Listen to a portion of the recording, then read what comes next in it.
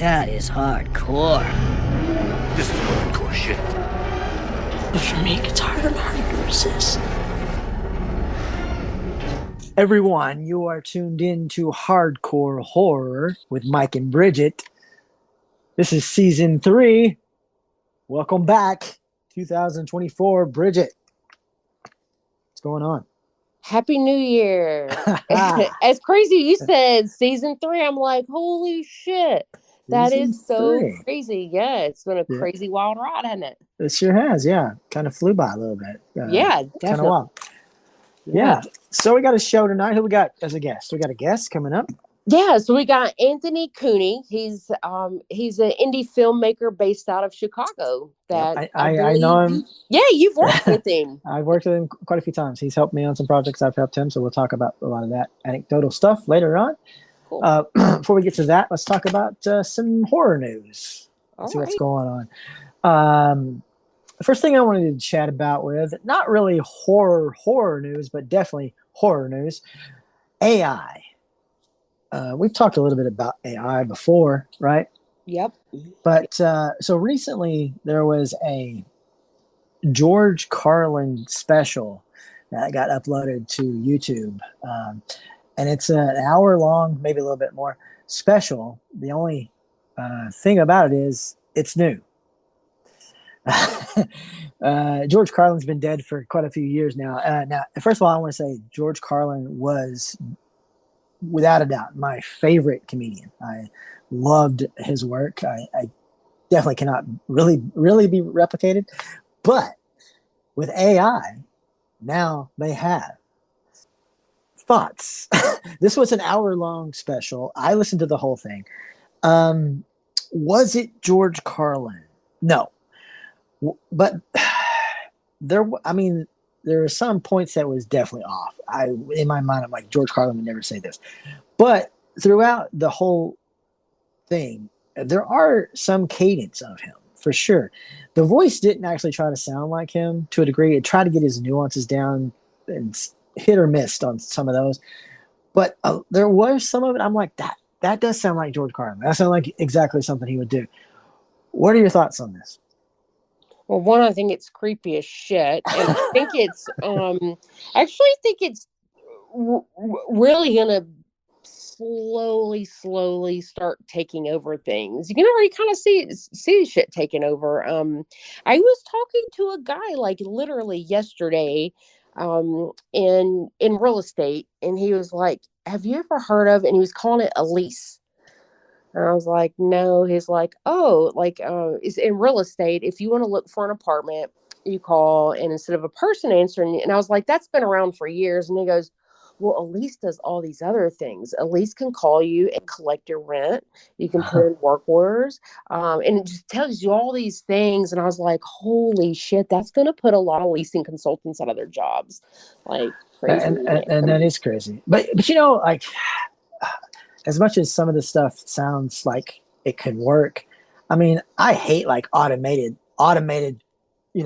voices on the telephone, when you call something. Like, they're so annoying. Oh my God. How many times it's like, press 1 for blah, blah. I'm like, I want to talk to a person. I know. It takes you forever to get to one. Sometimes you can't at all anyway. So crazy.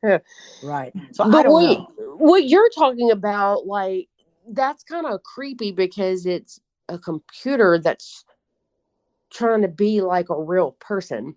That's right. And the fact that, how long has he been dead? He's been dead for a while. Years, yeah, like probably, I don't know. I would have to look it up. 7 or 8 years, maybe more.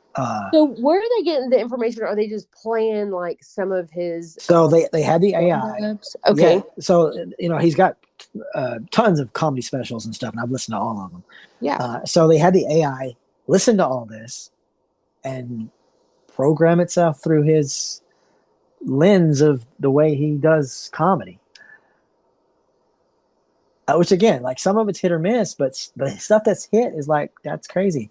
So, and his daughter is speaking out against it. She's very mad and angry about this special, and obviously it may get taken down because of that. But also, though, I didn't even know this, but during the search for that special, I found that there was many of them, not like long specials, but there were many AI George Carlins already on YouTube. And some of them actually sound exactly like him. Some of them, they took his voice, like they really replicated it.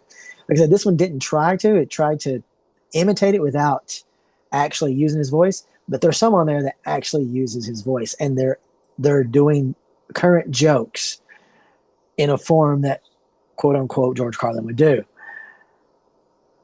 Yeah, that's creepy. You know what's creepy? I think it's creepy. It's creepy, but it's weird. It's like, I don't know how to feel about it. I mean, yes, obviously, if it was somebody I loved or care, you know what I mean, it would be devastating. But it's yeah, kind of like what Kiss is doing. Have you heard the whole thing with Kiss? You know, they had their lat, the lat tour. Yes, I know what you're talking about. They're going into this virtual. I don't even know what it is. Like, I guess it's AI.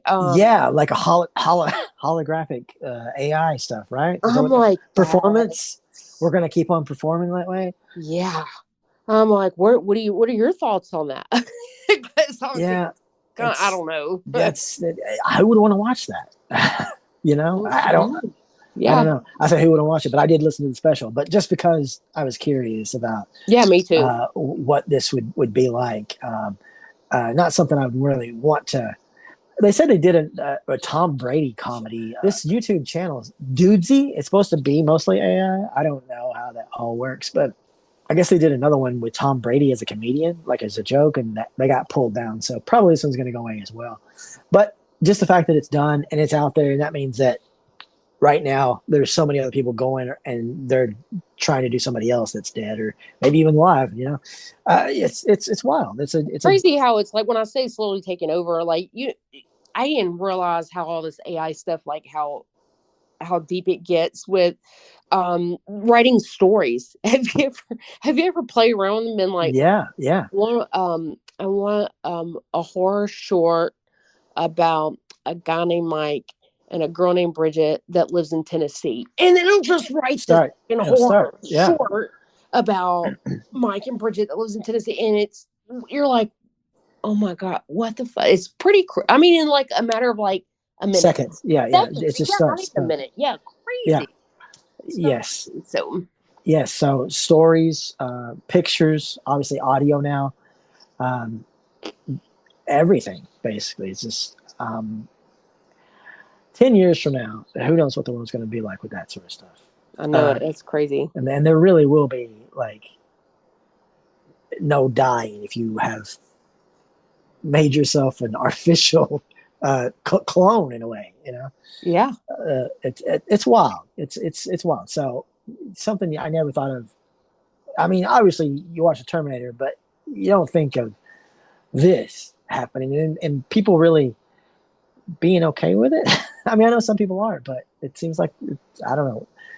Obviously, it's not going anywhere. It's not going away. So yeah, it's definitely not going away, and it's getting more and more popular every year. Think about it. Think about when it first really just started really getting introduced to us, and look where we're at today. Right. So you're right. In 10 years, it's it's gonna be crazy. Yeah, it's kind of crazy. Right. Yeah. Moving on. There's a few other topics. Okay, so have you seen these trailers for Longlegs?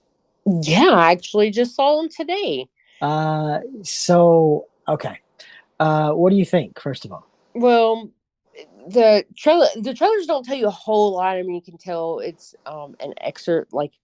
it's an exorcism movie or a possession movie. Here's what the synopsis says. It says an FBI agent is assigned to an unsolved serial killer case that takes unexpected turns, revealing evidence of the occult. Discovers a personal connection to the killer and must stop him before he strikes again. I think this is genius marketing. Neon has kind of did the thing. You remember what happened back in the day with Cloverfield? Do you remember that trailer that dropped for Cloverfield and didn't have the name and you didn't know what the hell it was about? I do. I forgot about that actually. Wow. Yeah. Okay. Yeah. So this is very similar. It gives you enough clues to know what it's about, but it doesn't say Longlegs, does it? Not really. It does, not when it got released originally, I don't think. That's funny. I thought it was like a possession movie, so it's not really. I don't know, but I'm very interested in this movie. I really want to see it at this point because Oz Perkins is the one that directs it. He's the one that made the Black Coat's Daughter. Okay. Yeah. So it looks like this is going to be good marketing. It may end up being a good movie. I don't know, but supposedly Nick Cage is the serial killer, and I'm all for that. I'm all for that. Okay.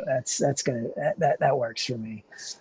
So yeah, again, genius marketing. I think something we haven't seen in a little while. Again, going back to Cloverfield, that was the biggest thing that made people really want to see that movie. And it was pretty successful because of it. What did you like that movie? It was okay. Now that you say that, I was like, I remember all this now. Like it's like you just shook something in my memory there, but I was like, right, you didn't know anything about it. You're all hyped up. I do remember going, this is it? Yeah, it was an okay movie. There was some like annoying characters in and stuff. I actually liked part 2 better, Cloverfield Lane. I like better, to be honest. But I didn't hate it or nothing. But I didn't hate it either. But really, that trailer really got you hyped. Yeah, you were all hyped up. Yeah. Yeah. So, but it is smart marketing, though. Yeah. Other news: swimming pool apparently didn't make a splash.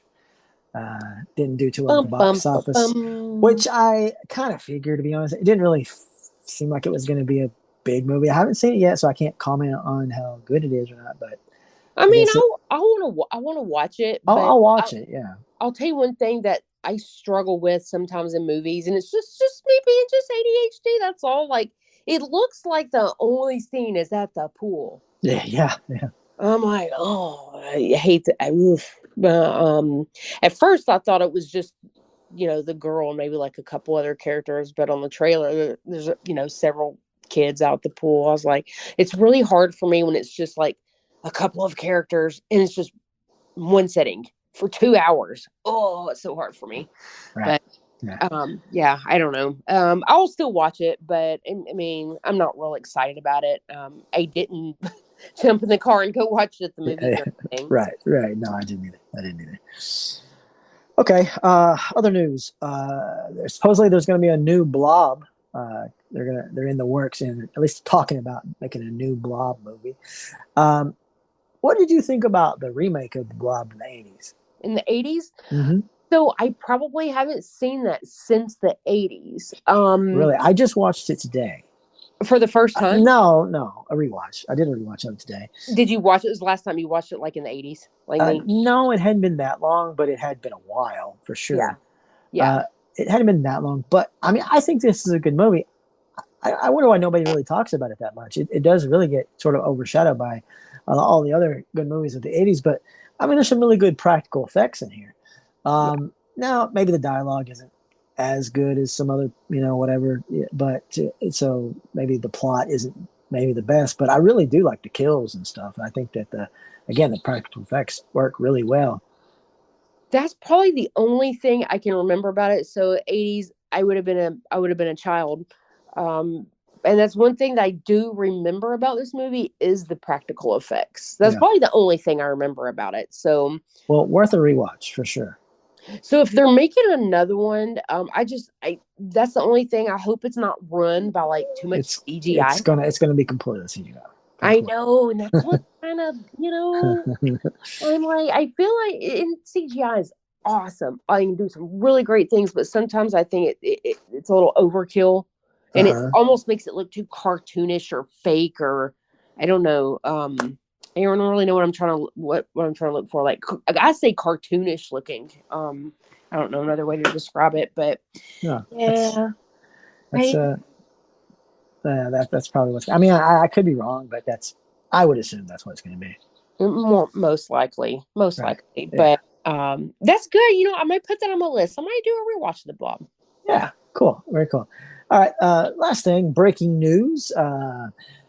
Mia Goth sued by Maxine background actor for battery, accused of kicking him in the head. Oh, wow. Yeah, so allegedly, Mia Goth, they were doing a scene, and this actor played like a dead corpse or something, and after so many takes, she allegedly purposely kicked this guy in the head, and then allegedly laughed at him, taunted him, mocked him, belittled him, and dared him to do anything about it. Thoughts? I mean, I'm sorry, but like I don't know anything about her as personally, but Yeah. I mean, just know what I know as her as an actress. I'm like, I would imagine that's what her personality's like. Isn't that awful? Oh my God. Oh, that's so judgmental, Bridget. That's so judgmental. But I don't know. I can see that being like a legit story. Yeah. Well, I mean, apparently he is suing her, so I mean, that's the new thing. So, well, I mean, I think Maxine is wrapped, so I don't think that's going to affect that movie. But yeah, because it's coming out this year, right? Yeah, it's supposed to be out this year. Yeah. But I mean, I guess in a way I could kind of see it too. But I don't know her either, and I don't know how method actress she is, and if that's what the deal is. But I mean, if you took some of her roles, like that girl from Infinity Pool, that sounds like exactly something she would do, right? Yeah. Exactly. Oh my God! Thank you for recognizing. Right. So I might meet her one day. You know, I might meet her at like one of these horror conventions, and she might be like the coolest chick I've ever met. You know, she might I'll be. be like, she'll be like, "Oh, you have a horror pass?" I'm like, "Yeah, don't listen to this episode." Right. That's so funny. Yeah.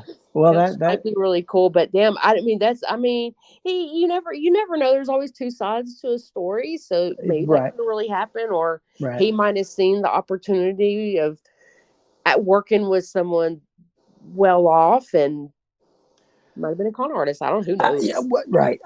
This is just a story that just came out, I think, today. So we'll see where it goes and where it.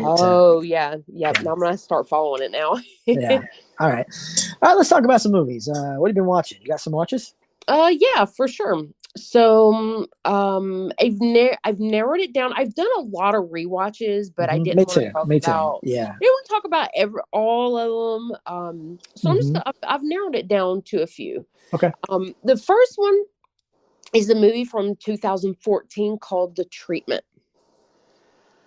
Have you seen The Treatment? You know what? It doesn't ring a bell, but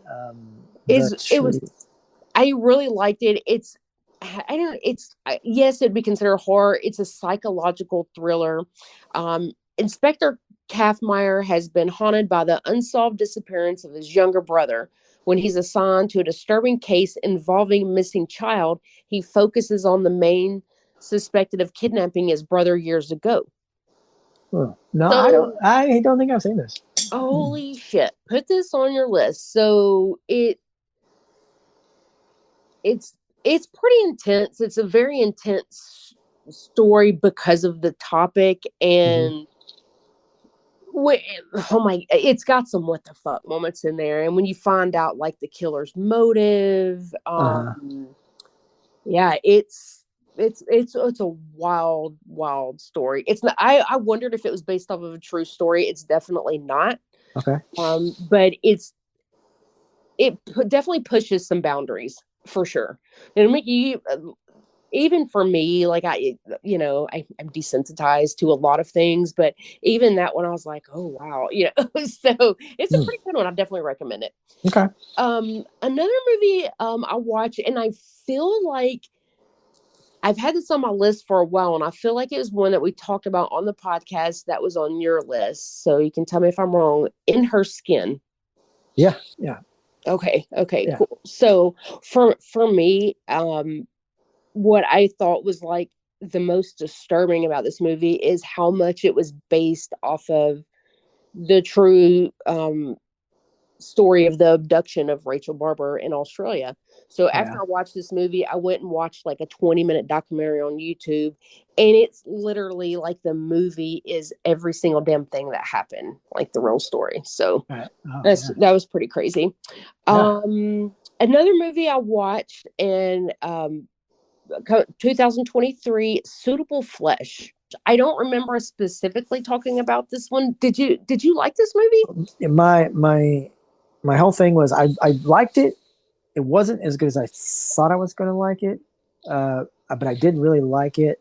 I thought it was kind of a one-trick pony, but the pony is good. It's a good pony. That's what I said. I think it's a one trick pony, but it's a good pony because it really does have like one thing with the body switching and stuff. But there toward the end, it gets pretty wild. But overall, I mean, that's just what it is. But Yeah. I liked it though. What did you think?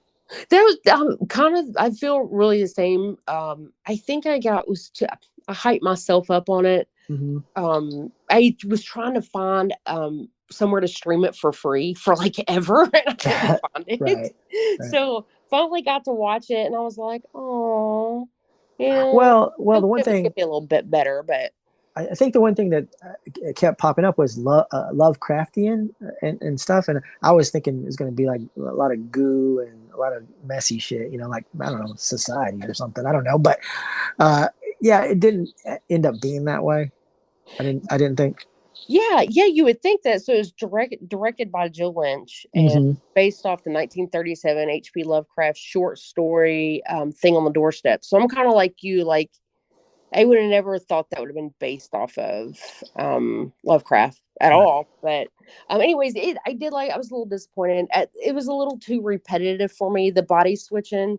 You're right. You got one trick pony. The pony works, but it's just one trick pony. That's it. Another movie I watched, this one was from 2022 called Follow Her. Have you seen this one? That doesn't sound familiar.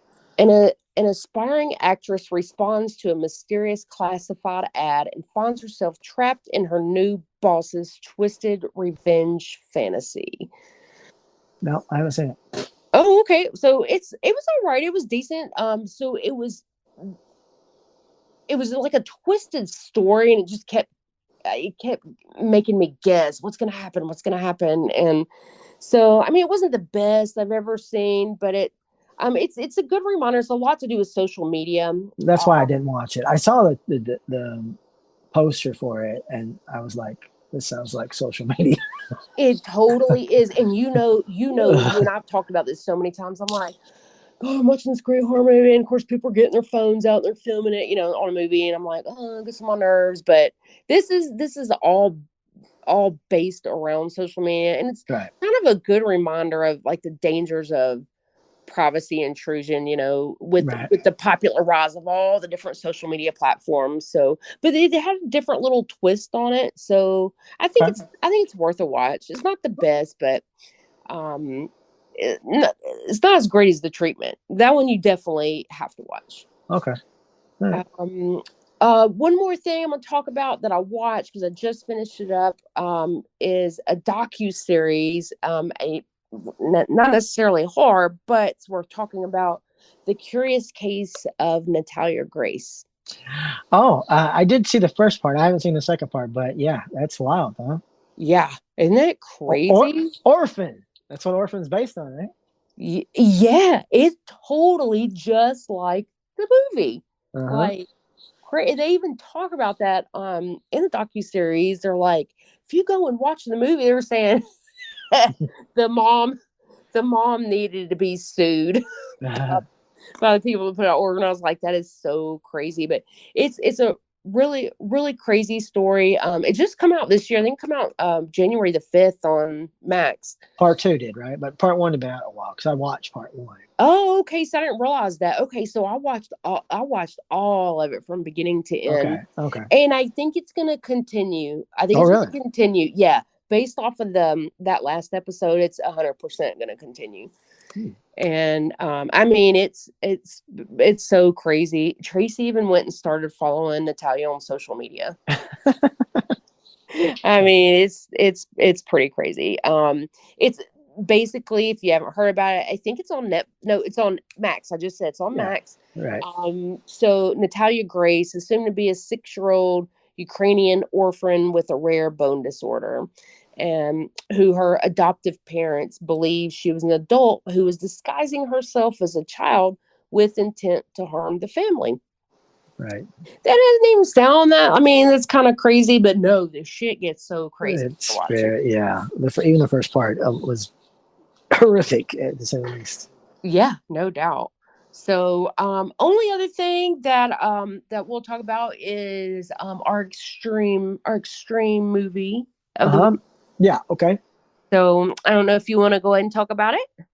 Okay, so I gave you a couple of choices, and I watched them both. But you watched you really picked the right one because you picked the main one, Singapore Sling.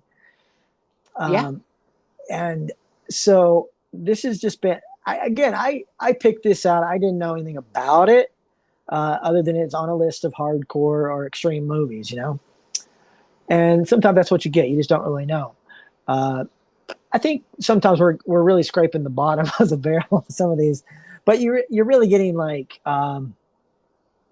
you're getting a lot of the same themes we're repeating over and over again. In some of these 100%. to make them extreme, It's an interesting movie. It's on YouTube of all places. I can't imagine you watching it, finding this on YouTube, and being like, "What?" That I don't know how many times that I actually said that aloud while watching this. I was like, "Can you believe this is on YouTube?" Yes. And, it's an interesting movie. It's very tonally weird because it is a horror movie, but it's also a black comedy. I would say also a dark film noir, obviously, kind of a thing. A little bit of everything. So you have these two women, supposedly mother and daughter, although there's a lot of stuff going on inappropriately between them, and they're killers and they kill people. And you have this other guy who is looking for a different girl, a girl that they've killed, but he doesn't know that, at least at that point when he's looking. And then he ends up in their clutches, and it's very strange. With all the things that they do to each other, they end up doing to him, and then he ends up doing to them. It's like they're all into like the BDSM, and so a lot of the things that they're doing is not just the whips and chains and things, but just the things they're doing is very degrading. And right, yeah. It's crazy because they'll play like this romantic music, like it's gonna be a love scene, and it's like, holy shit, what the fuck just happened? Or some of it was kind of funny. I'd be sitting there, I could be sitting there laughing, and then my jaw would just drop, be like, oh. Right, yeah. When you get a scene where she's masturbating with an apricot, and you're like, what is happening right now? Pretty strange, a little film. What did you think about it overall? Did you like it? If you didn't like it, what'd you think? I mean, I'm not gonna lie. It's a lot. Some of these movies that we watch, I'm like, yeah, I'll probably never watch that again. It was just so beyond extreme ridiculous. This one was not terrible. It wasn't terrible. I mean, overall, it was a Greek film made in Greece. They spoke English mostly. I like some the French. setting. I like the setting. You said film noir. It had that old old school Hollywood look with a steampunk twist. It was I love the setting there. It's really cool. The house, the mansion was really, really cool too. I was checking out the curvy stairs and the daughter's acting. I was like, she plays the best fucking nut ever. So it's really weird because they're both the mother and daughter at times are convulsing and contorting and stuff, and you're like, what is going on with these people? So the base is they're killers, but her mom, she doesn't want her to smoke, and so she's got an animosity toward her mom, and then but there's all these other stuff like her dad, but her dad's a mummy. But then there's the fornicating, dad's fornicating with her. I don't know. And then the guy ends up getting his revenge at the end. It was pretty decent, honestly. I didn't think it was bad. Of course, this was one of those movies where you kind of know where it's going to go, I guess. But again, it's like you don't know where all it's going to go, because you see it's going to go into directions of urination and vomiting. Again, we see this stuff a lot, these themes in a lot of these movies and stuff that are extreme. This one was different. It was done different, though. It wasn't as mean-spirited, even though that's weird to say considering the fact that what they're doing to the guy, really, right? Mm-hmm. but it wasn't as sort of mean spirited, I think. Yeah. Yeah. And it's, I mean, it's kind of crazy. I'm like, you got the vomiting, the mother and daughter sexual relations. I'm Mm-hmm. pretty sure the daughter was like a nymphomaniac because, Yes, definitely. and well, so it was on YouTube, right? So I don't know what I was thinking. So I was like, it's on YouTube, so I can just watch it in my living room because I usually watch movies in the bedroom. So I decided to watch it in the living room, and Tracy comes in, who's like, "What are you watching?" So he sits on the couch and he starts watching it with me, and I was like, and he said, "Watch the whole damn thing." He does not watch it like that, and but we did have to pause it and go eat dinner. I was like, oh, of course we're gonna stop and pause and eat dinner while watching this movie, and we're dipping our food, and my daughter comes up, and he's like, "Yeah, I'm really interested about that movie about the women touching herself and puking everywhere." My kiddos were like, "What? What are you watching?" I'm like, "Oh God, here we go!" Just because watching the movie in the living room. Oh my God, that's so crazy. I don't know because it was Yeah. on YouTube. Who would It's have on thought? YouTube. A lot of nudity, a lot of frilly clothes where you can definitely see stuff all the time. Yeah. Um, So Singapore Sling. yeah, Nicoladius, the director. I don't know. Pretty interesting, pretty strange. So there was another movie. Did you have more movies, or is that Nope, it? that's it. That's it. But there was another movie I mentioned to you, and I will bring it up because I did watch it. So while it's fresh in my mind, I will bring it up. You can watch it if you want, but it's not a horror movie, but it is extreme. Okay. It's called Sweet Movie, and so I don't know. It's another one of those movies that's very tonally weird because it's sort of a comedy, sort of a satire in a way, drama, I guess you would say. Not really a horror movie. There is one death that's a kill and there's blood, but it's not. I really wouldn't classify as a horror movie for any reason. So there's kind of like two different themes. It's like this. It's just like this girl. It's like okay. It starts out with like a beauty pageant thing, okay, but in the beauty pageants, they're all instead of like after their looks, they're really tested on their virginity. Mm-hmm. And so the guy's like inspecting really well to make sure he finds the perfect one. When he finds the perfect one, she's the winner. She gets to go and get married to this guy. And this guy, they all act really strange and everything. He has a golden member. Oh. She freaks out, runs off, starts like end up with these bunch of bohemian people and stuff. And then there's like this other subplot of like this other girl who's on this sort of kind of like a parade ship, and there's this guy chasing after her, waving at her and following her and stuff. And then eventually they get together. And then they I don't know, they end up in this big vat of salt. No, I'm sorry, sugar. They're in this big vat of sugar, like covered in sugar completely. And like then they're like, messing around in there together, and then she pulls out a knife and kills him and covers him up with the sugar. But Is that why it's called Sweet Movie? The sugar scene? I don't think so. I don't really know. So it gets about an hour into it, and I'm like, there's been a couple things that are hardcore, but I'm like, overall, this isn't really that bad. This isn't really that bad. And then it starts. Oh yeah. And it's then one it of those. starts It's in. like it's the build up for it takes. Yeah. And then it starts in, and then again we go with the same checklist of things that we see all the time with the puking, lots of puking, defecation, stuff like that in here, and just a lot of weird stuff. The girl, she goes from there to just different avenues, and doesn't seem very happy with the whole thing. It's a strange movie, worth a watch if you like weird movies. Mm-hmm. If you like really weird, strange movies, I say worth a watch. But again, it does have a lot of those same sort of at this point tropes, I would say, because those are really the things that make. But when it gets to the point, so the girl that kills the guy, after that, she starts undressing and stuff, but she does it in front of children, and I was like, this is weird. Oh, well, that's Like, weird. yeah. So it kind of implied that she does things too, but it didn't show any of that. But I was like, this is just odd. But of course, it's not an American-made movie. I don't think so.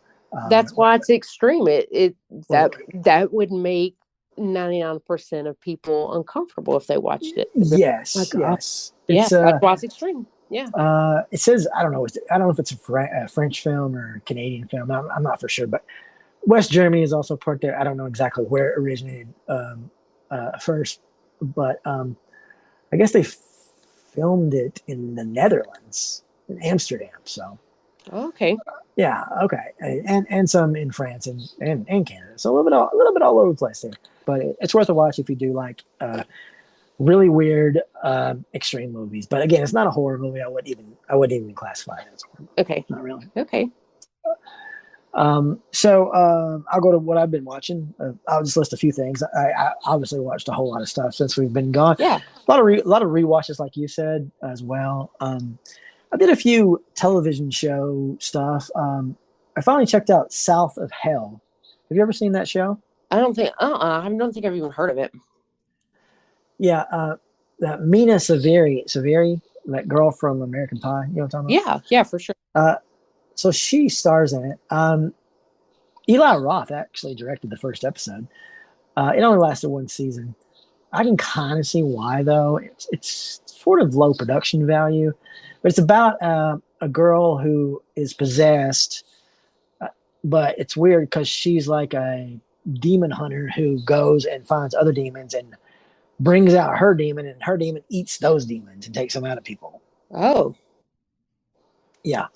Set in the South, South of Hell, obviously, South Carolina. But it was okay. It was okay. I mean, it wasn't great. I can see why it only lasted one season. But if you got some time to kill, maybe give it a watch. Yeah, it's so hard. TV shows, like, for me to sit and watch a show, especially even to make it to a season 2, like, it's got to be really good. Really good. And I haven't seen any really great shows in a while. I feel like I haven't. Yeah. Well, now speaking of season 2, I did watch From season 2. Did you check out any of From? No. I like From pretty good. It's kind of like a Stephen King-esque vibe, maybe a little darker, a little harder, but it's kind of like that. But so these people, like they're just driving along, and all of a sudden, like they crash, and then they are whatever, and then they end up in this one place, and they're kind of stuck there, and they can't get out. But what's even stranger is there's all these weird, strange supernatural things going on, and at night, these creatures come out, and they try to get the people to come out, and if they do, these creatures, they look like humans, but when they get close to somebody, they reveal that they're not. They kill people and stuff. So where's that stream at? Where do you stream it at? I think it's on MGM. MGM, okay. Yeah, I think that's where I saw it at. But it's pretty good. I like it overall. I mean, it's I think it's been renewed for a third season, but I just finished up season 2. I did a rewatch of True Detective. I know True Detective season 4 is just beginning to drop now. They say it's pretty good. I've not seen it yet. Season 2 wasn't that great. Season 3 was decent, but not amazing. Have you watched all of them? I've seen every one of them except the new one. But I absolutely love season 1. Have you seen season 1? So I haven't seen any of these, but that's like Tracy's like seen all of them. He loves them. He's a huge fan. He's like, we have got to see this. And I was like, but I haven't seen any of the other ones. He's like, no, each season's a new story. So yeah. Like I said, I didn't really like 2 at all. Really, 3 was okay, but the first one is amazing. It's Matthew McConaughey and Woody Harrelson, and Matthew McConaughey's character I just absolutely adore. He has so many quotable lines on there, and I only mention it because it's not a horror show, but the first season is very dark and very gothic. Okay, and it's one of those Halloween adjacent things. I feel like that people that like dark stuff would be into it. It really is kind of fits that mold. But it's one of the best seasons of television I think that was ever made. Oh, The first season. wow. Okay. I can't say it about 2 or 3, but the first one, I watched it. This is probably like my 3rd or 4th time just revisiting the season. Mhm. Like I said, so many quotable things. Matthew McConaughey's character, yeah, I just love it. I love what he does with it, and everything he says. I'm like, yep, sounds good. Loved it. So yeah, definitely worth a watch there. Okay. Movie wise, I'll mention a few little things here. I watched Eaten Alive, and I think this is actually the first time I've ever seen Eaten Alive. Have you seen it? I mean, it sounds familiar, but then it might just because it's a similar title or Right. is it about cannibalism?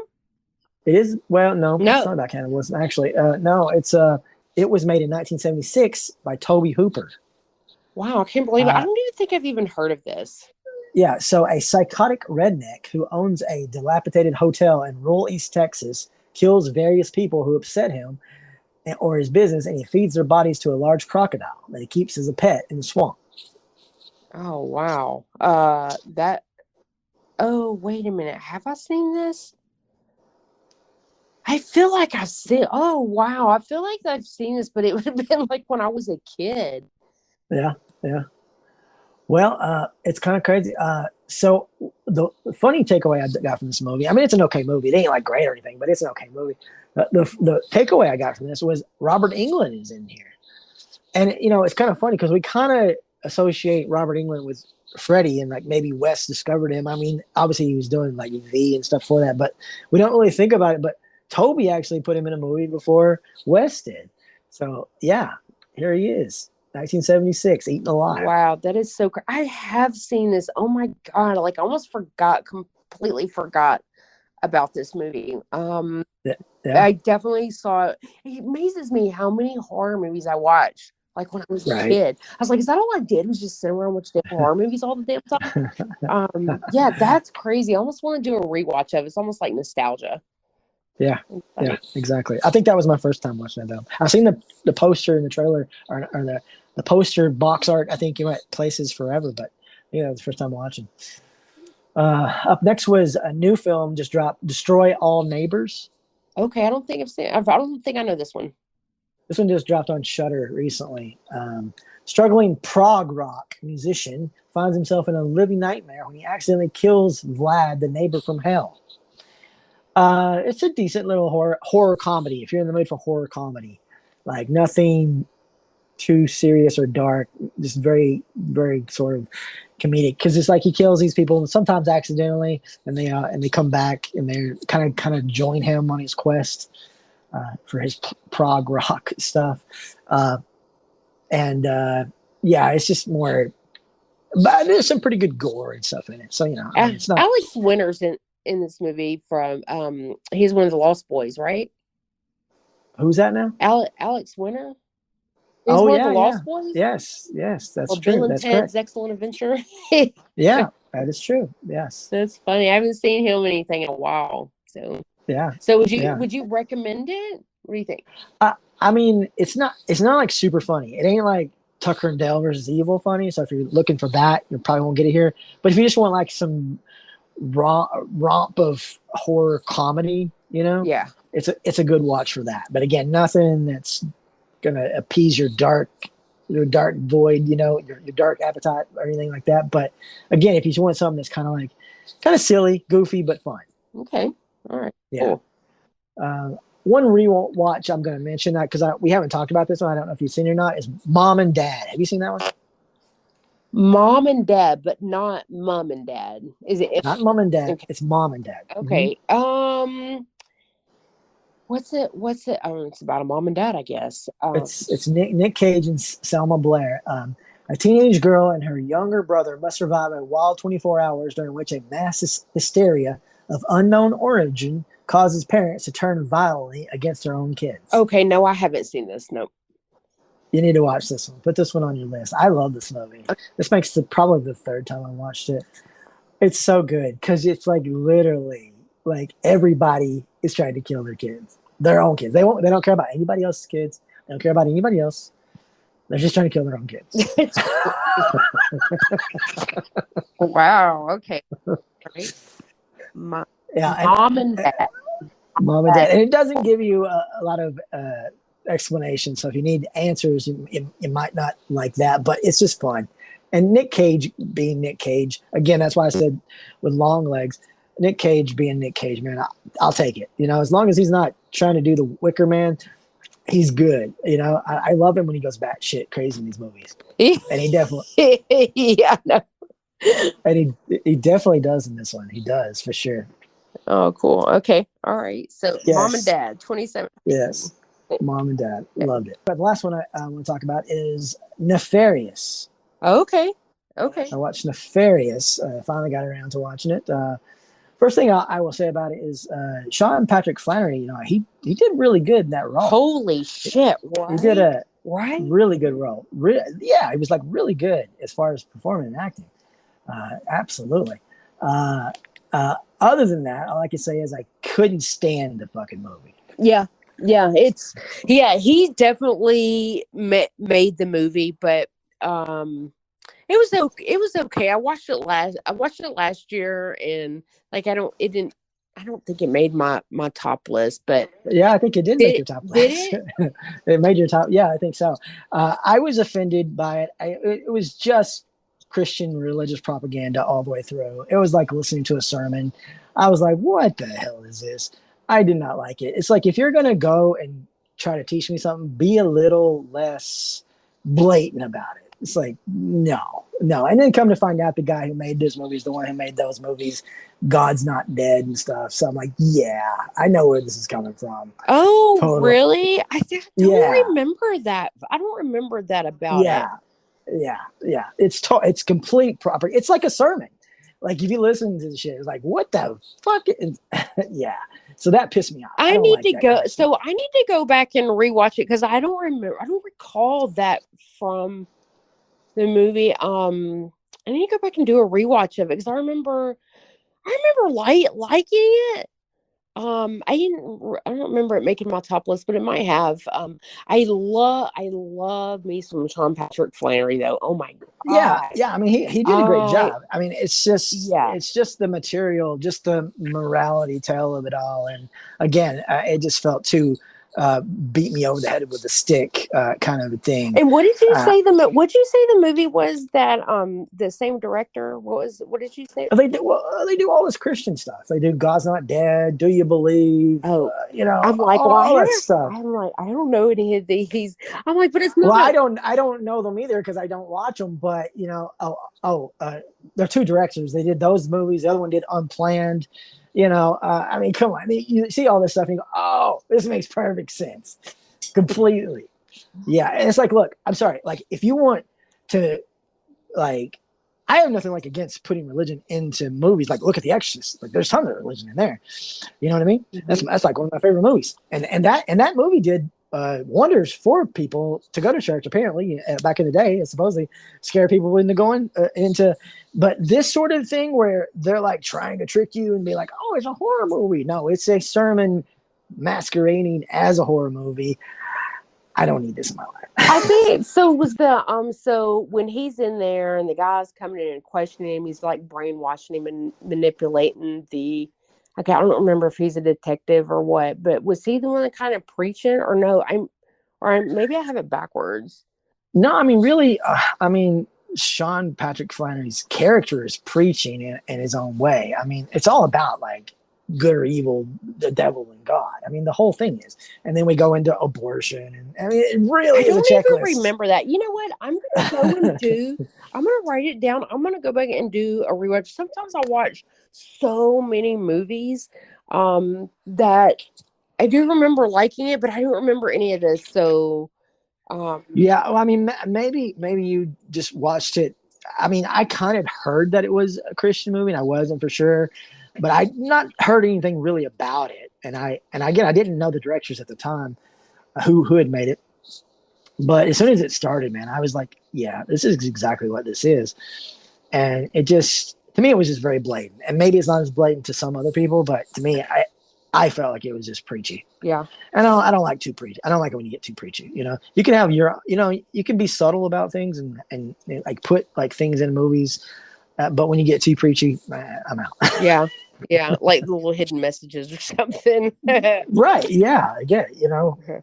If Trying to make The brainwash you. Exorcist. You think you're watching a horror movie, but secretly we're preaching about God. Exactly. It's like But if I want you think you're watching a horror movie and get away from them horror movies. well, So yeah. funny because I don't remember that at all. So I want to go back and do a rewatch of it now. Yeah. Look, I mean, look, hey, if you like it, it's fine. It's okay to like it. Yeah. It just wasn't for me. Yeah. It wasn't my cup of tea. Okay. It's not something I like. But again, I did like his performance of it. I thought he did a Oh good job. my God, I know, right? And you know what's funny is that I've always loved him. Super, super sexy. I've always thought he's a great actor. I was watching this. I had no idea who he was. I had to look it up.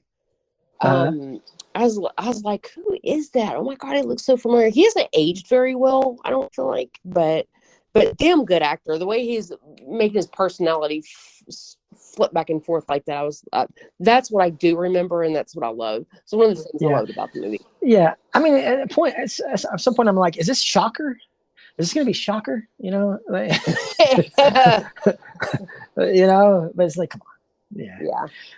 Yeah, it's I wrote down, like, I started kind of looking at all the movies coming out 2024. We talked about a few of them last podcast, and so I was like, what do we have to look forward to this year? And I mean, there's not anything that I'm like super super excited about. I mean, maybe like a couple things, but I hope we have a better year with movies this year. It's always hard to tell, yeah.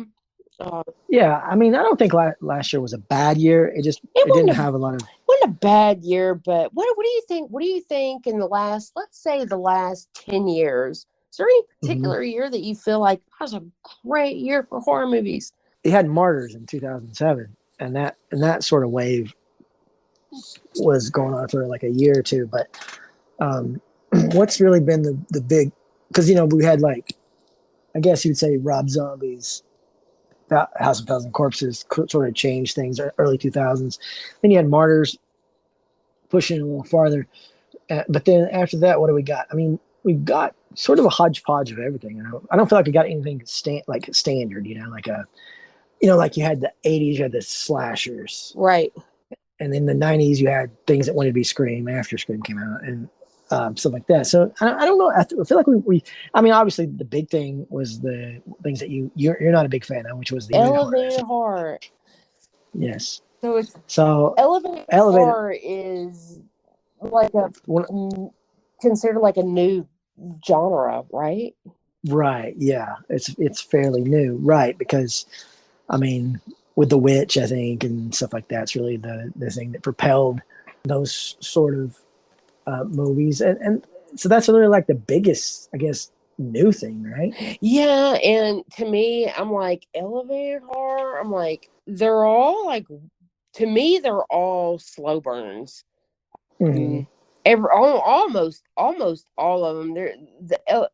So examples of elevated movies would be like The Witch, Midsummer, Hereditary. Yeah. Yes, see, I didn't like that. Midsummer, and like a lot of these, it's not for me. It's not for me. It's not for everyone, but I don't know.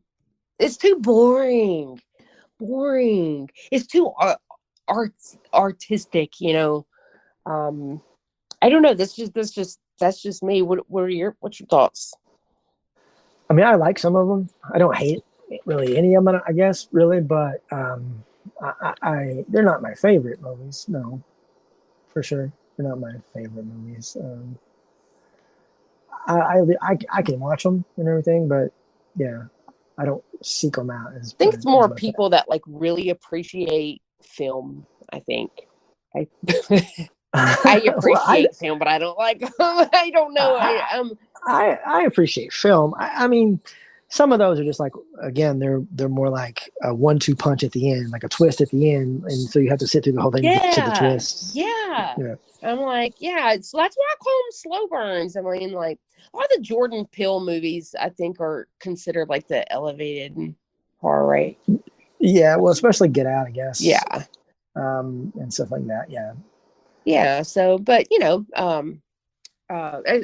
not for me, but I can see why a lot of people would like it. But yeah, that's crazy because that is like a new genre. Yeah, relatively new. Relatively. Yeah. Yeah. So I don't know. I don't. What would be the best one? I couldn't say. Do you have one? No, not at all. It's funny how like things kind of change, and we talked about this not too long ago. You had made a comment. 2014 there was a lot of movies just so happened in 20 I think it was 2014 where if you have sex you die. Yeah. It's weird how they do that, like these movies, and they're all kind of the same. They come out the same year. I'm like, how does that even happen? Like it's not horror, but like Snow White, I was like, there's like 3 different Snow White movies that all come out in the year. Like they're all weird. 3 different. I don't know. It's really weird. Are we running out of ideas, people? Well, now we got copyright stuff going into copyright or going out of copyright. So like Mickey Mouse, have you seen the Mickey Mousetrap trailer? Yeah, that's fake. That's fake. That's fake? Yeah. Right. Yeah. Right. It's fake, right?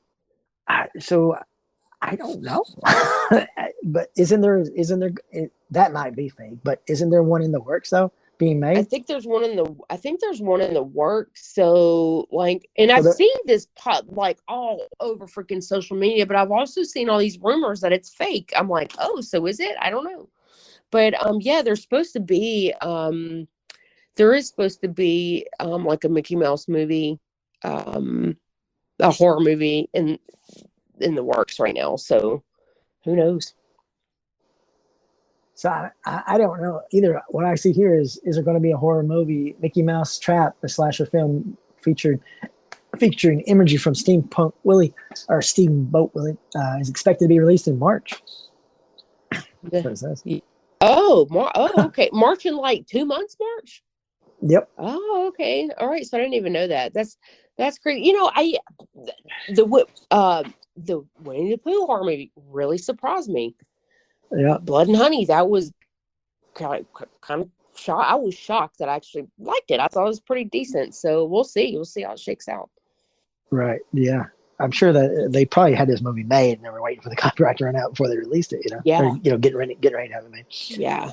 Smart thing, and jump the gun and be the first one to do it. So that's crazy. Crazy. All right. That's all I got. You want to talk to Anthony now? Yeah. Let's bring him on. Okie doke.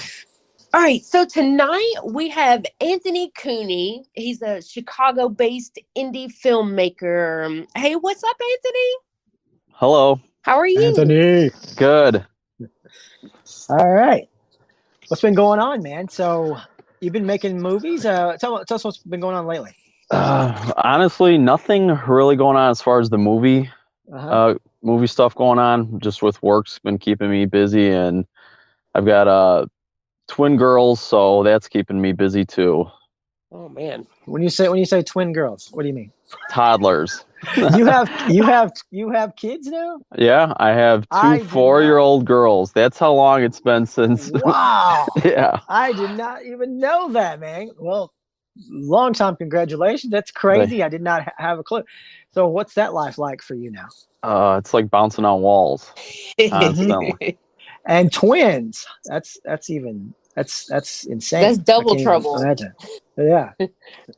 Yeah. Twin girls too. Mike, you know what it's like to have 2 girls. Yeah, I have very, very close to that. Very close. They're not twins, but very close. Yeah. So that's definitely changed your life a lot. But now you said you're still working on some film stuff, right? Didn't you tell me recently that you were doing a little bit help with some documentary stuff, some serial killer documentary stuff? Yeah, I've been recently during the summer. I worked with John Borowski on his Gacy documentary. It was just a small part, but he's been working on this for a couple of years, and he asked me to do a scene and my favorite place to work, as you know, Mike. Right. Yes. Tell Bridget where you work. I work for a funeral home. My family owns a funeral home. Okay. We used to own 2. Now we just have 1 funeral home. And you've probably done a lot of filming of movies there, right? As Mike knows That's what I very well. thought. It's a perfect setting. All right. What all movies have been filmed in your funeral homes? Well, I worked with Mike on Candy's Harem. Candy's Harem. Almost all that film was filmed there. Now, what happened with that story was you had shot one scene at some like apartment or something. I really liked it. I thought, oh, can we get this for Candy's Harem? Because we're just about to go into production with Candy's Harem, and I really bit off more than I could chew, considering the fact that it really had a lot of locations. I didn't have really any of them. So it was like, can we use this place? And you're like, maybe, but it didn't work out. And I was like, oh shit. So it was like, we were just about to like crunch time and about to start, and we didn't have a place. And so you volunteered the funeral home, which I thought was like insane at the time. But it worked because we made it work perfectly, and you can't even tell. Oh, no, you can't tell at all. Like, I would have never known if you wouldn't have told me that. So that's pretty crazy. So we did that one. We also did some other little things. We did some shorts, right? We did like Hands of Fate. When that one's called, the little faux trailer. We did that one there, and of course the big one, Blower Massacre 2, right? Yeah, we did a lot of there. A lot of that stuff there. Yeah. Anything else that you filmed there? You did. I'm gonna say this wrong. Incorporeal. Yeah, Incorporeal there. Yeah, you did a lot in the garage. I forgot all about that. The basement. Yes, absolutely. That was a movie we made in a day and a half, which was insane. But yes, the basement was the big scene for that. The best part of the movie. Right? It was in that basement. Yes, absolutely. Are any of these movies about like autopsies or anything? No. You ever take advantage of like the prep room? Yeah, the prep room. No, that was the only room out of the entire building that it was like off limits. I was gonna say, are you even allowed to even do that there?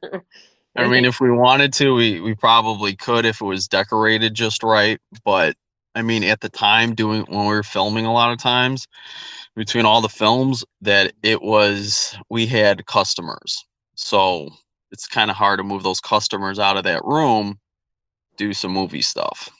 Dude, I was so confused for a minute. It took me a second when you said, well, we had customers in there. I was like, oh, okay. Yeah. You can't. Well, movie does not require any extras. Well, I do remember specifically there was a time, because most of Candy's shoot was like early mornings, late nights, third shift, a lot of stuff. But there was one day in particular, I think like an actor was running late or something, and we end up falling farther behind, I think, than we were supposed to. And then there was some people came in, because you can't control when people come in. It's not like you're like, hey, if you're gonna die, come in later. You know what I mean? So there was one time when we were in there like being totally still and quiet, right? But that generally wasn't the case, because we usually filmed late at night. When do we meet, Anthony? Do you remember? I don't remember exactly. I think it was at a film festival. It might have been at a film festival. Because possibly, yeah. Because the first thing that we did together, you came down as an extra for Ovulation, right? Was that the first thing we did? Mm-hmm. And then we did a few little shorts. We did like the Phantom in the Park. Yeah. And all that stuff, right? So, yeah. And I helped you on some stuff. You helped me on some stuff. You introduced me to quite a few people on the scene there, like Joe and other people that went on to be in some of my films, and vice versa. Some of my people from Candy did Blower Massacre 2. So it kind of just was like a little bit of a film community back there. Do you think that's still the thing there in Chicago? Is that still a big thing that you guys have over there? Yeah, everybody kind of asks everybody, could you recommend an actor or an actress to be in the film, who to work with, who not to work with, as you know, Mike. Who not to work with, that could be drama based. Sure. On both sides. Right. So it's still close. You see people at conventions, you see people at film festivals, and just try to catch up. And it's still the same kind of group running around. Right. Yeah. Right. Cool. So I know all the story, but tell Bridget a little bit about Blower Massacre 2, some of the pitfalls of filmmaking. Now, this was not exactly how it didn't go exactly how you planned it originally. I remember we were doing prep for this same time as Candy, right? It was just 2014. It took a few years though before it actually got completed. Well, tell her a little bit about that. Well, part of it was the co-director that I had on Leaf Blower. We shot about half of the film, and then all of a sudden I get a text message day of filming, which I remember it was on a Sunday, and we're supposed to film in Park Ridge, and I get this long text that he's done with the film because it's taking too long. So basically we can only film on weekends based on a lot of people's schedule, my schedule as well, being in the funeral industry, and we'd have to do it later at night. And I think he just got kind of too impatient, and he was planning on moving to Louisiana. So I had to kind of make some phone calls, and I talked to Mike, and I talked to a couple other people that I knew, and I had to fit in their schedule to get the project done. And then the editor, that's another long story that pushed a lot of stuff back because the editor was holding up the project for the longest time as well. So it basically took 2 years almost after we got shot the film and then completed. Like, it was a running joke amongst like film festivals. People would see me, or actors would see me at places, and they'd go, "Hey, what's up with Blower Massacre 2?" So Right. Yeah, that sucks, and especially like editing, you're like at their mercy. You can't do anything. oh yeah, that's exactly what it was. It was more of putting your lips on the person. Okay, can you please get it done? I mean, it came to a point where I'm like, how much do you need so I can just get my material back on my external drives and then find somebody else to do it? And that's exactly what happened. I actually found another editor. I went through, I think, almost 3 to 4 editors on this film by the time it got done. Is that normal? Like when you're okay? I was that's like a lot. That seems so stressful. It was. I mean, Mike knows. I mean, we'd be on the phone a couple times a week talking. Just finding any way to get the material back. God, to a stretch. Crazy to me. Dang. So, wow, it's great. So I did a rewatch of this movie last night, right? And when you're watching it, you don't think about all the shit that goes into it while filming. Like, you don't know the backstory. I love hearing the backstory on this. So yeah. So you have a lot. So you got a lot of blood, sweat, and tears for this film, right? Oh yeah, definitely. Everybody does, and it was a long project. It was fun at times, but very frustrating afterwards. Yeah. So another movie that we worked on together, the Dirty Sanchez. Yeah. As people say, I have a thing for gardening tools. Yeah. That was a pretty fun shoot overall. I mean, there was a few setbacks maybe. I remember the one thing was some special effects didn't work at one day or whatever. But overall, it was pretty simple. I thought on my end. What about you? Yeah, I thought it was pretty simple. I mean, just a couple changes here and there, which was fine. But actors didn't show up when they were supposed to show up. I mean, that's going to happen, as you know. Yeah. But we had a good time with it, and I think it turned out great as far as how everybody enjoyed themselves on the film, and then just the response afterwards from people laughing about it, and especially the title alone. People laugh about it if they know what kind of term that is. Right. They'll kind of get the joke. Exactly. Yeah. And remember that when we did the scene where Dirty Sanchez is in the van and he goes and gets the girl, and he just pulls up next to her. She's walking. He hits her, knocks her out, and puts her in the van. What happened? What happened then? I remember this like it was yesterday. We pulled up in the back of a Jewel parking lot to do this scene, and the van is actually an old work van, and it almost looks like a creeper van. Dude, no. Something that would be going through a neighborhood, and kids would point at and be like, "That's the scary man van." Oh, wow. So we're doing this scene, as you've watched the film, if you have, and the doors fly open. This girl's trying to get out, and the Sanchez punches her, throws her in there, and does something that you shouldn't do to people. Right, right. So as we're doing it, and Mike's filming it, and I'm off to the side, and we notice this car driving to the left of us down the street, and it's a cop car. Well, Cop remember car before the cop though. Remember there was a guy who stopped and said, Is she okay? Is she okay? Yeah, he gets out of his car in the middle of the street and yells, "Is she okay?" And then, like, the actress gets out, "Yeah, everything's fine." And we're like, "All right, we're gonna have to reshoot this," but it's kind of expected because nobody, unless you see the camera, you would really think somebody's getting kidnapped and thrown in a van. But then a cop pulls up shortly after that, and I was just, "Oh yeah, we're just doing a film for Columbia College." Yeah, okay, all right, and he just circles off. Yeah, but he was, before we said that about the college, he was really inquisitive about what we were doing. I think if we hadn't said that, it might have went down a little differently. But yeah, he's been like, "You boys are making a snuff film over here. It's kind of dirty over here. You know, this girl's all bloody and." That is so funny. Is she okay? Yeah.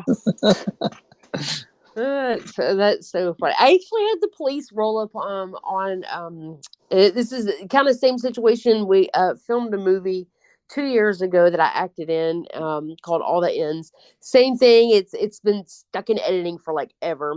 But my death scene, we were shooting in Hendersonville, the park in Hendersonville, Tennessee, and I won't tell you how I died because I want it to be a surprise, but I was hanging from a tree in the park, and the police rolled up, and I was like, "Oh my God, I'm sitting here hanging from a tree. Here come the damn police." It was so crazy. But there's, lots of people around. There's people watching from a distance, and I mean, it's pretty obvious. And he actually sat there. The officer actually sat there, called one of his fellow officers, and they both sat there and watched us film my entire death scene. It was pretty cool. Oh, nice. Yeah. So you got some fans. Yeah, it was really funny. It was like, somebody called this in. What do you do? We're making a movie. There's like cameras and lights and everything. It's funny though. It was good stories. You should totally put that. Is she okay? You should like put that in the bloopers. Yeah, I wish it was more of a shock. We weren't even thinking about it, and I didn't even think about that. Possibly somebody's going to roll up and say anything. We're just, all right, focus on this. And then now I'm thinking about it years later. It's just like, yeah, I guess anybody would be that way. But it was also amazing that 100 cars drove by and nobody said anything. Like, true. Oh, this is Chicago. This is what happened. No, it was very busy. It wasn't like a back street or something. It was very busy. So.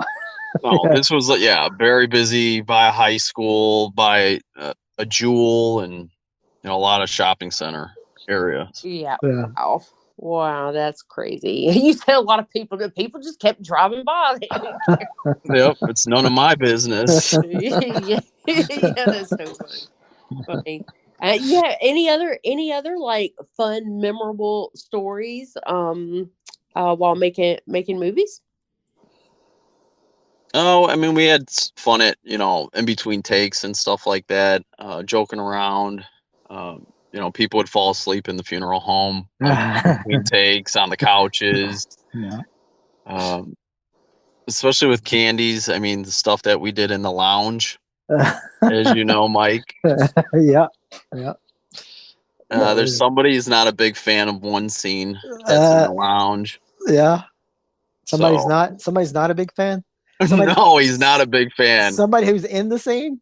Yeah. Let's just say something on a chair. Yeah, well, you know what you're doing. Yeah. I'll tell you. I'll tell you what. That was the hardest part to cast. I'll tell you. That was really hard to cast. Nobody wanted to do that part, but when you sign up for it, hey.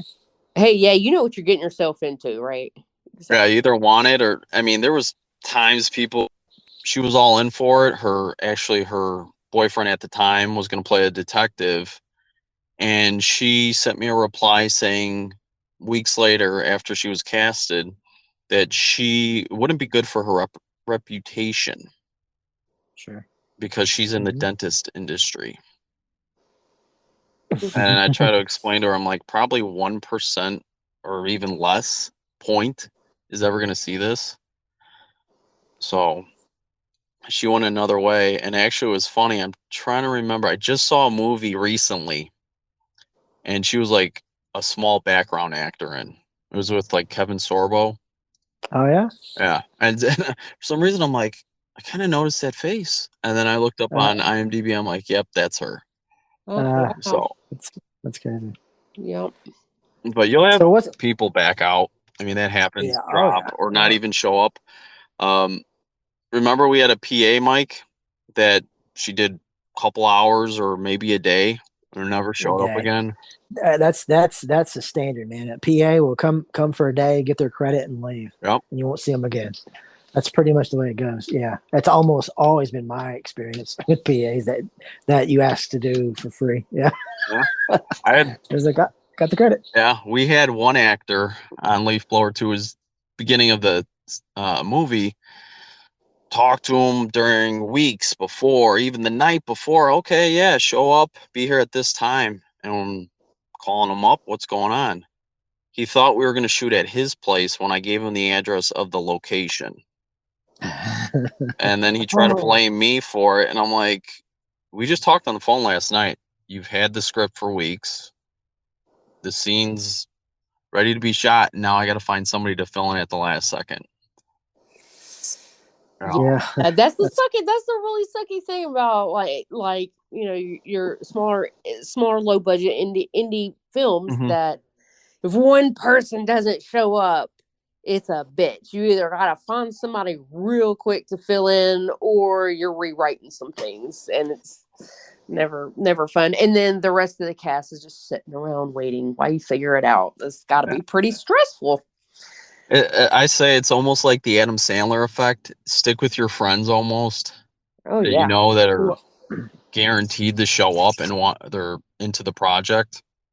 Yeah, well, at the very least, you find people that that you worked with before, that you can trust, that will give it their all and will show up. And that is why a lot of indie filmmakers do use the same people, is because they don't want to take that risk of finding somebody new and them not working out last second, like literally last second, kind of a thing. And so that's the main reason why you just go, hey, I work with this person. I know I can trust them. I know they're going to come and give me 100%, and they're going to be here. And hey, that's who I want to work with. And yeah, it's tricky sometimes. And what I love about these people is that they might not be the best actors, but you can always tell that, damn, they're having a good time and they're just passionate about it. Might not be the best actors, but they're reliable and they love what they do. So yeah, yeah, especially working with somebody new can be kind of nerve-wracking if you don't know them. Yeah. So, I don't blame directors and writers to work with the same people. A lot of people from the outside that are not involved in filmmaking kind of don't understand that, unless it's like something's told afterwards why they chose that actor. Right. Yeah. It's almost like the Rob Zombie effect too. You notice with a lot of his films, he does the same thing. Oh yeah. Yeah. Well, it's a running joke at this point that everything he does is going to be his wife. And it's going to be Bill Moseley and the crew. Yeah. Right. Yeah. So now, years later, the aftermath. What do you get from people that watched Leaf Blower Massacre 2 or Dirty Sanchez now? What kind of praise or criticism do you get? I'd say as far as maybe the effects on the film is only the criticism to a degree. To which one? Leaf Blower? Leaf Blower, yeah. Really? I think it's because of the CGI. I was so forward with trying to do practical effects, but that Right, became a right. problem on some stuff of practical effects. Well, yeah, some are not as good, but I mean, like I thought the one scene in the basement there with the hole was Mhm. fine. You know, that one I thought turned out pretty good. Maybe the Ari, what's his name? Ari Lerman? Yeah, Ari Lehman. Ari Lehman. Yeah, Well, maybe Ari Lehman. Maybe that one could have he been a little bit better, but it was supposed to be better. One of my friends was going to do the practical effects on him, had it all set up, gave me the layout, pretty simple. This is what you're going to do. And I got told in my ear beforehand, no, he doesn't want to do that. And things were being held up. People weren't kind of happy with the situation that was going on. And because there was a little bit of rift that night, there was a little bit of drama beforehand, before picking them up. I was actually working a wake for a friend of mine that I worked with at the ballpark, and his service got done, and I literally had to go pick him up and bring him to the funeral home to do. well, I remember the night that I shot his scenes. We had to go pick him up that night too. Yeah, we had to pick him Yeah. up. But on the way, this is a funny story.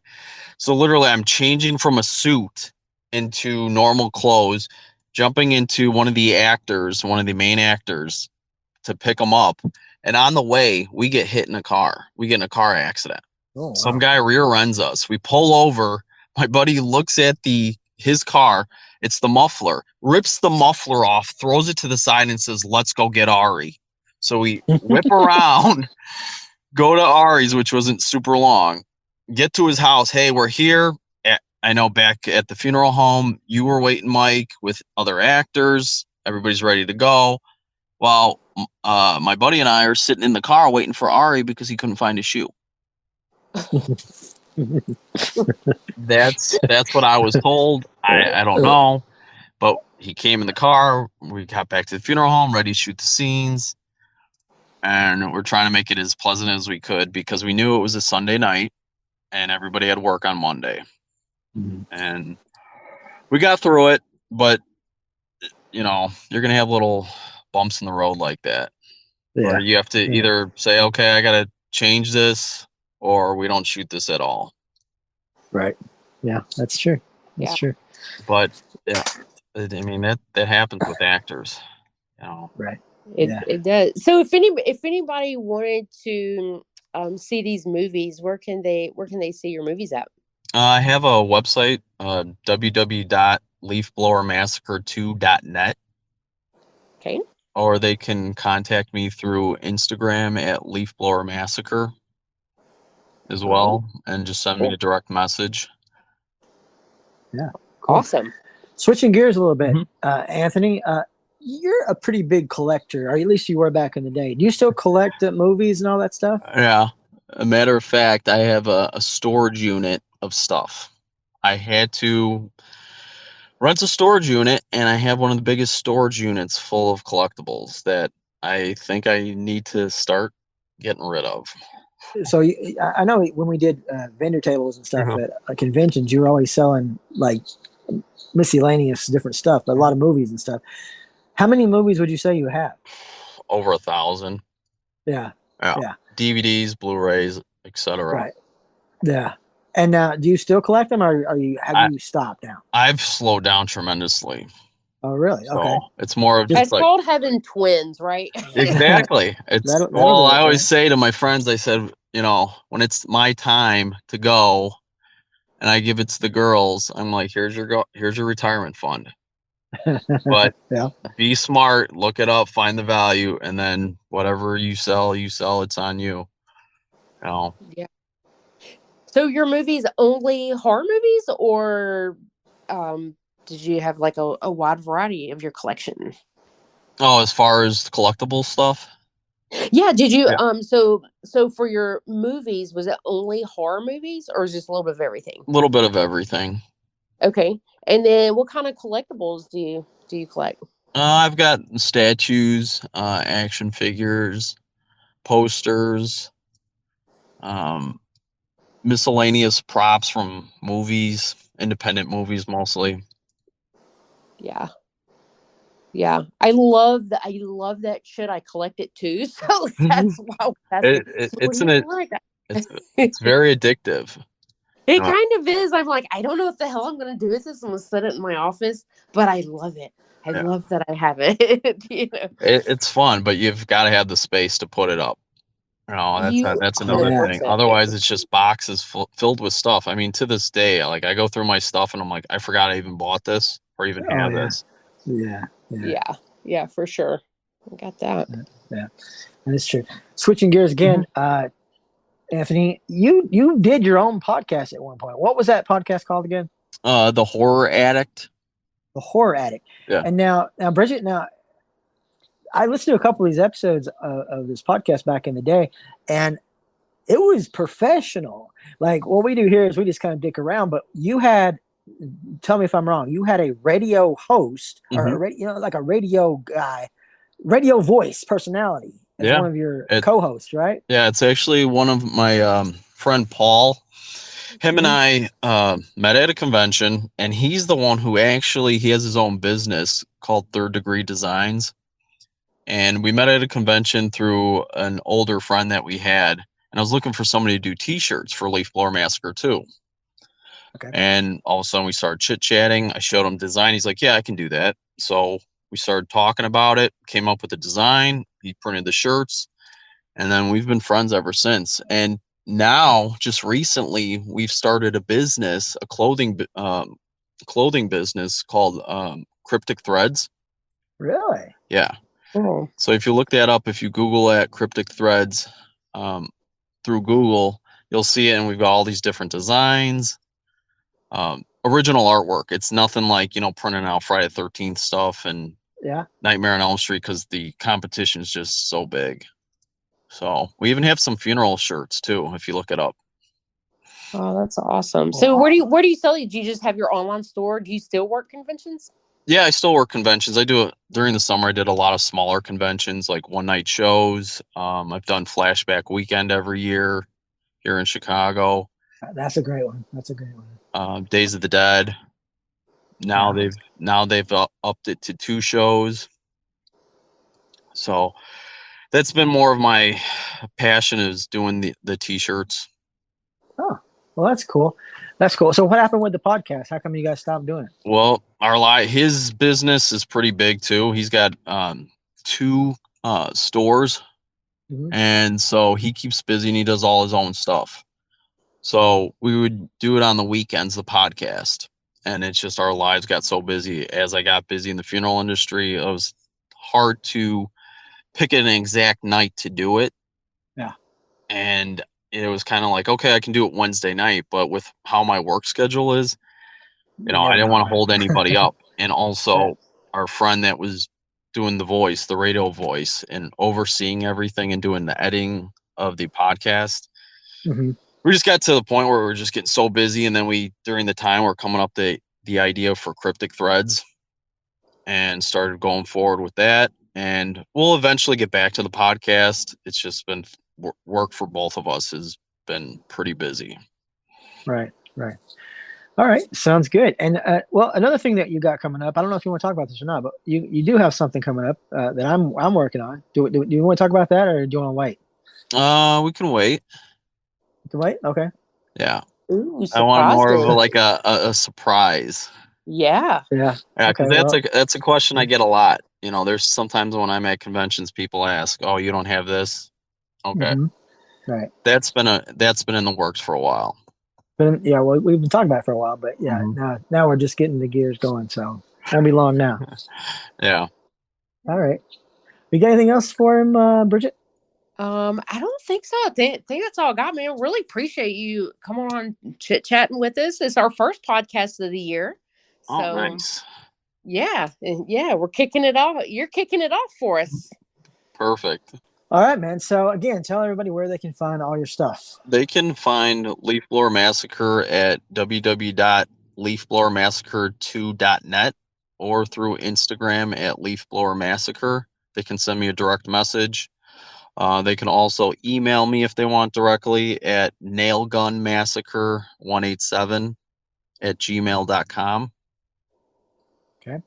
And Cryptic Threads. Yes, Cryptic. Just search that up and you can find the.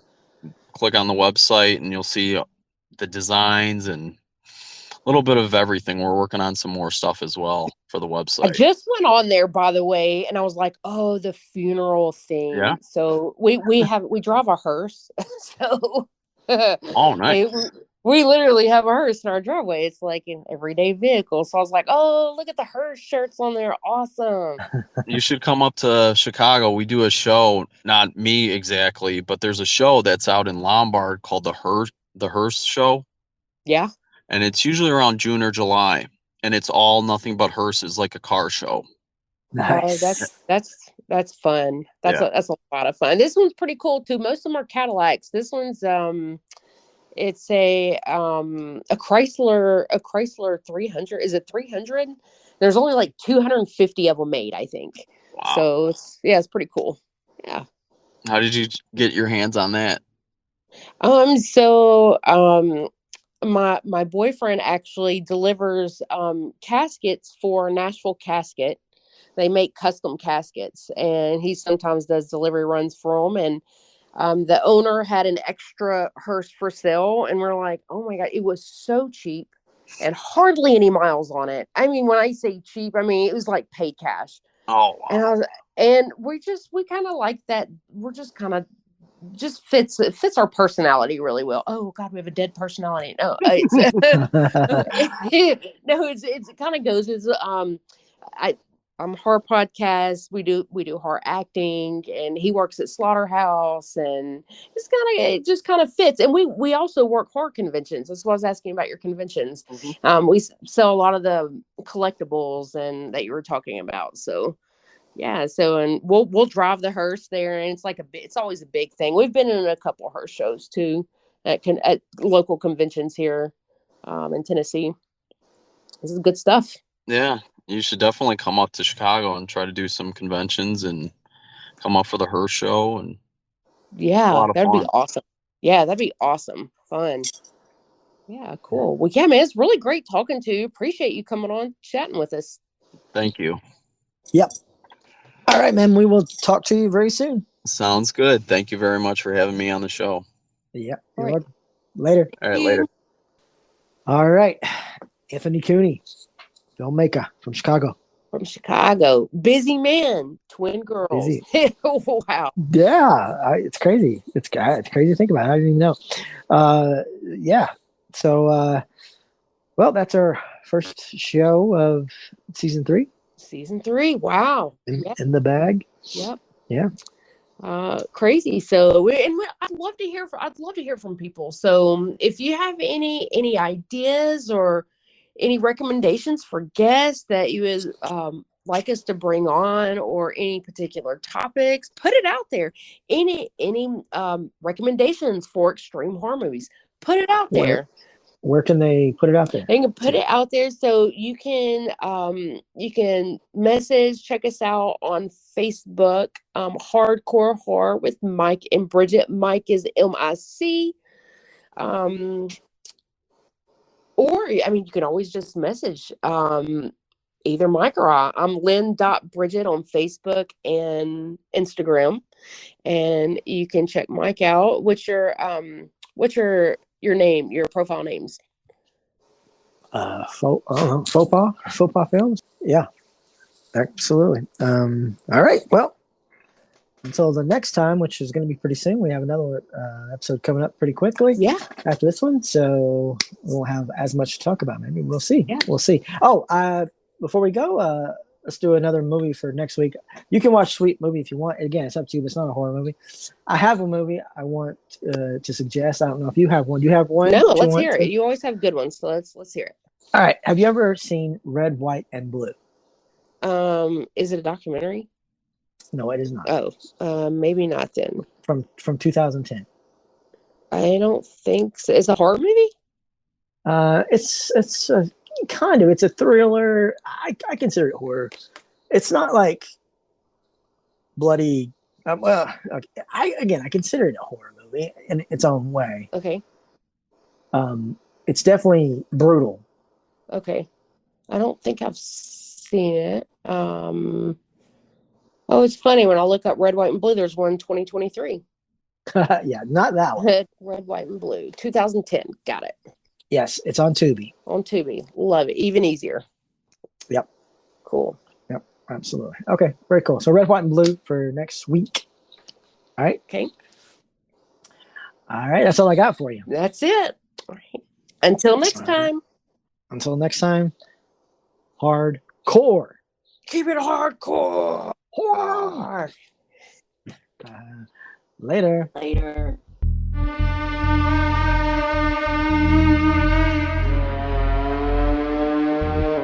Wow. That's hardcore. Nothing harder. Hardcore Horror with Mike and Bridget is a part of the Tennessee Horror Podcast Network.